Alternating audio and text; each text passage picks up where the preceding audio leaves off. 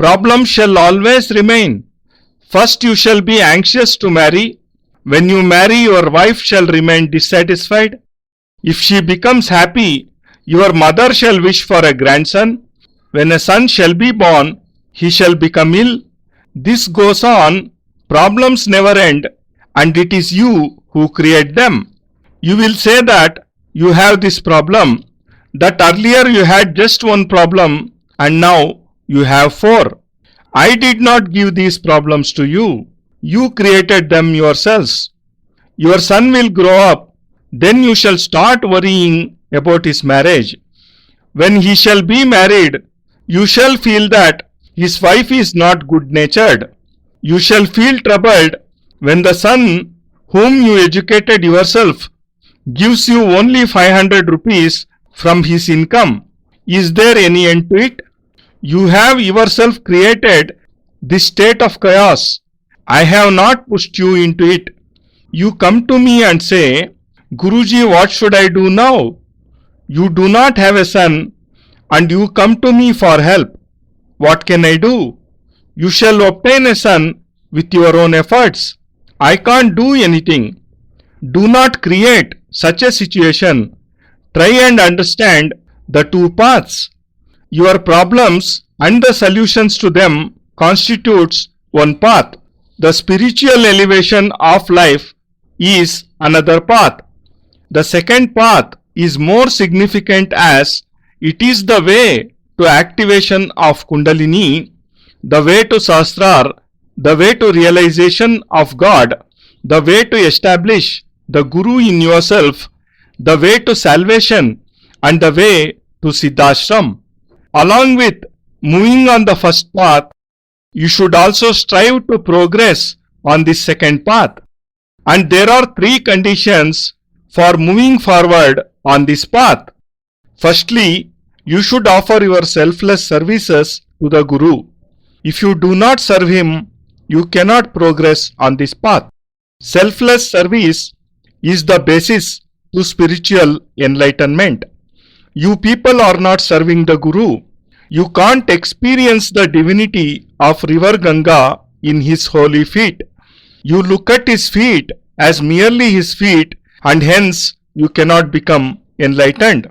State of enlightenment means that on seeing him, your eyes fill up with tears of joy. It means that you cannot remain without seeing him even for one day. You should reach a state that if you are not able to meet him for over a week, you become so much impatient that you lose all interest in your work and always keep planning how to meet him. And such a bond should develop that the Guru too becomes restless when you do not meet him for so long. This is the state of an awakened conscience. But all you do is the recitation of Hanuman Chalisa. What can be achieved by just mechanically reading the Chalisa? You may spend all your life offering oblations in the holy fire. You may sing hymns in praise of Lakshmi. Your ancestors did this and so can you. But Lakshmi never appeared before your father or forefathers and she won't appear even before you. Your ancestors have merely burnt butter in the fire and you too are doing the same. Lakshmi won't appear by burning incense or singing hymns. There is a different way to make her appear, and that way is the path of divine knowledge. You should become enlightened and should no longer remain lifeless. You are like a living corpse and you are imprisoned in a small house along with your wife, your mother, sons, grandsons, and some money. You do not possess anything else. Leave that small enclosure and enter into this vast expanse of spirituality.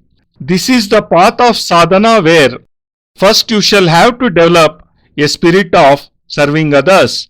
If you offer 5 rupees to Lord Hanuman with the hope that he would help you win a lottery, then your whole thinking process is wrong.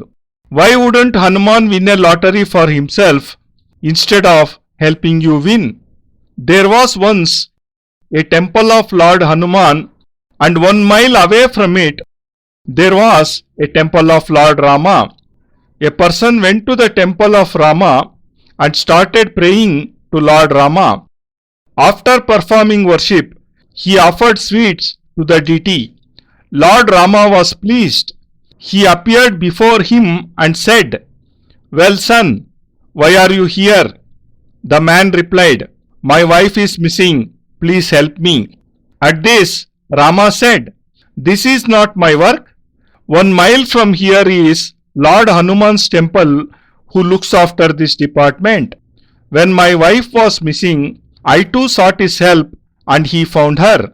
Hence, you go to him. Here the departments have actually been divided. If you go and tell Lord Rama that your wife is missing, he won't be able to help you.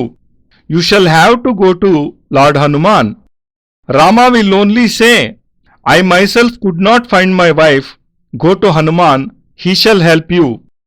And if you go to Hanuman and say that you are not able to get married, he will say, 'I am myself unmarried. I could not find a girl for myself. Then where shall I find one for you?' What we have done is that we have divided the work among all the gods. Each god has his own work. Hence nothing can be achieved if you offer 5 rupees to them and pray to them with folded hands. You shall have to perform sadhana and make the gods appear before you.